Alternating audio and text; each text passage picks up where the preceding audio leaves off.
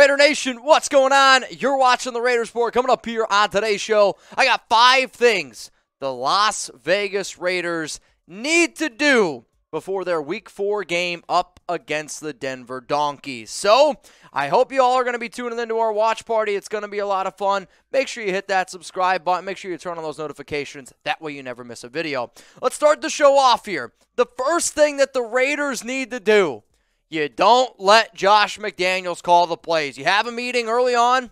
You say, hey, Mick Lombardi, step into my office. You're going to be the OC. You are going to be the man that calls the plays for the Raiders going forward. I've seen enough from McDaniels. I've seen enough from his play calling. If I'm the Raiders, I'm Mark Davis. I say this. Until McDaniels can be a good head coach, we got to stop asking him to juggle head coaching duties and OC duties. Put OC duties away, give it to Mick Lombardi, and say, hey, McDaniels, just worry about being the head coach. Because personally, if you brought in Mick Lombardi to be the OC and you don't have confidence that he can be the OC, why the hell did you bring him in the first place? So that's the first thing I would do. Remember, y'all, if you're looking for in-depth analysis and Raiders content, subscribe to the Raiders Report right now. I'm a diehard Raider fan. I wasn't born this way, but you know what? I'm a Raider fan now, and I hope you all know that. And a major shout-out to a lot of our new Raiders Report subscribers, Gabriel, Victor, Anthony, Mel, Preppy. We got an interactive show. And I want you all to know that I see who subs, I see the comments, and I see the people who are taking time to watch this show. So major shout out to you. And if you want to see yourself on a future show, hey, hit that sub button. You hired Mick Lombardi.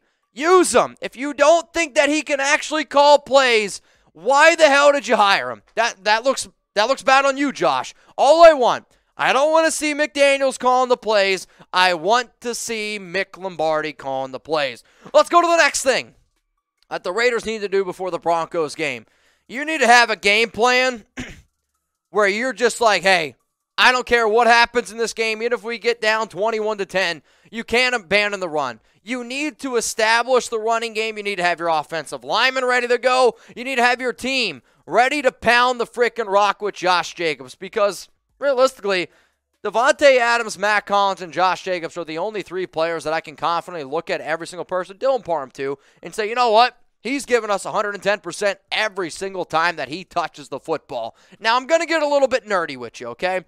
I found this really cool stat from Next Gen Stats, and it's called RYOE, which stands for rushing yards over expected, which, by definition, is the difference between rushing yards and expected rush yards on a play or series of plays. If you're like, Mitch, what the hell does that mean? Let me dumb it down for you a little bit because I needed it dumbed down myself. Right now, Jacobs has the 4th highest RYOE percentage, meaning even when the blocking sucks, even when the expected rushing yard total isn't there, Josh makes the most of it. He picks up yards.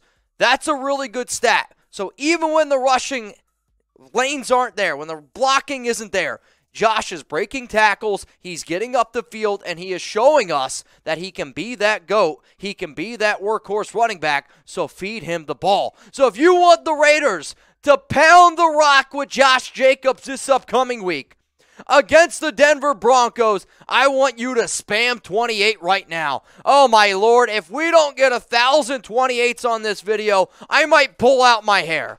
So ran the ball with Josh Jacobs. Let's go to the next one. Figure out the offensive line. Hellcat, you son of a gun.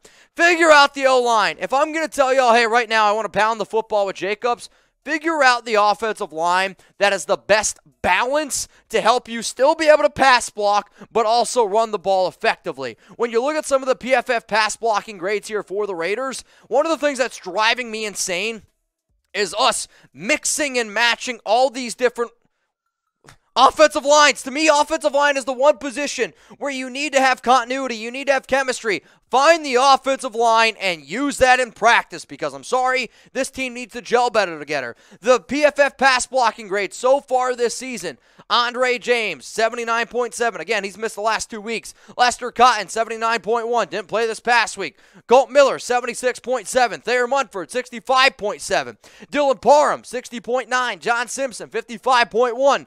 Jermaine Eluemunor, 50.0. Alex Bars, 35.1. From a run blocking standpoint, point. Simpson leads the team with a 65.1 PFF run blocking grade. Andre James, 63.6.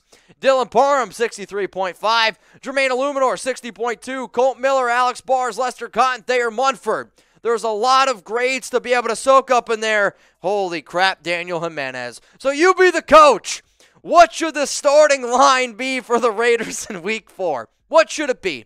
When I go through all those pass blocking numbers, when I go through all those run blocking numbers, what should the starting offensive line for Week 4 be? If I was the coaching staff and I had the ability to make my offensive line against Denver, this is the offensive line I would go with. I would go with, obviously, Kolton Miller at left tackle. Because I want the Raiders to pound the rock with Jacobs, I'm going to go with the guy who's actually been the Raiders' best run blocker thus far. That's John Simpson. Hopefully, Andre James is healthy and he can play center. That then allows Dylan Parham to play right guard and then Thayer Munford to play right tackle. The reason why I have these two together is because, remember how I said chemistry, continuity? I am hoping that Dylan Parham and Thayer Munford are a right guard, right tackle combo for a long, long time. That's going to help both of those players. It's going to help both of those guys know each other. It's going to help build that team chemistry and build that bond. I want those two to be on the right side together. Why? Because that can be the future of the Raiders' right side of the offensive line. And then you put that with Andre James, and look, we're clicking. We're getting everything going, man. Now, if you're a diehard Raider fan, and if you're a diehard fan, I want you to spam diehard in the comments right now. Spam RO4L, because diehard fans should check out Locals. And I will say, Locals is really a platform only for diehard Raider fans. Why? Because it does cost $10 a month. It is $100 for the entire year. But you know what? You get 2 extra videos a week. You get an extra live video. You get posts and polls, NFL Pick'em Challenge where we do prizes. It's easier access to me. If you want to join the Pick'em Challenge, it's right there, chatsports.com/week4. If you want a video example of something that I put out this week, I did Raiders winners and losers after the Titans 24-22 loss. I have an opportunity to make videos in my free time, and that's what I try to do on Locals, make extra videos in my free time. So scan that QR code right there if you want more videos from me. If you're a diehard fan, I think you will actually enjoy it. Let's go to the next thing that you got to do.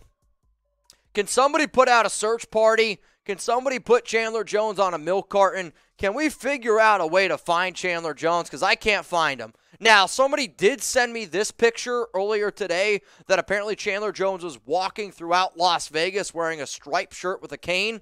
I can't verify if this is actually him or not. But you know what? Where is Chandler Jones? Has he played terrible? No, he hasn't played terrible. He hasn't played good.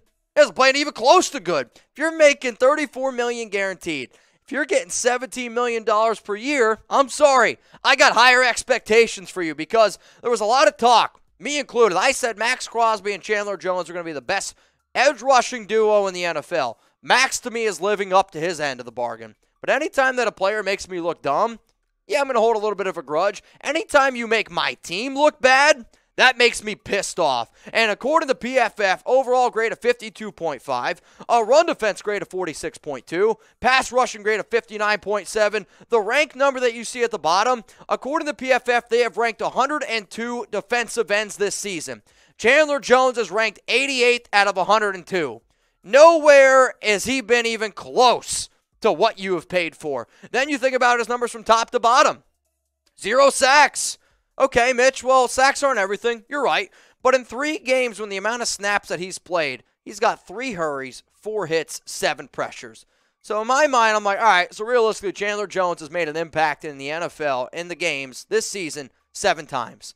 7 times he's made an impact. So please, for the love of God, can somebody help me find Chandler Jones? I'm actually worried about him. I am worried that something happened to him because the guy wearing 55 out there, that's not the Chandler Jones that I know. Let's go to the final thing that the Raiders need to do before Week 4 against the Denver Broncos.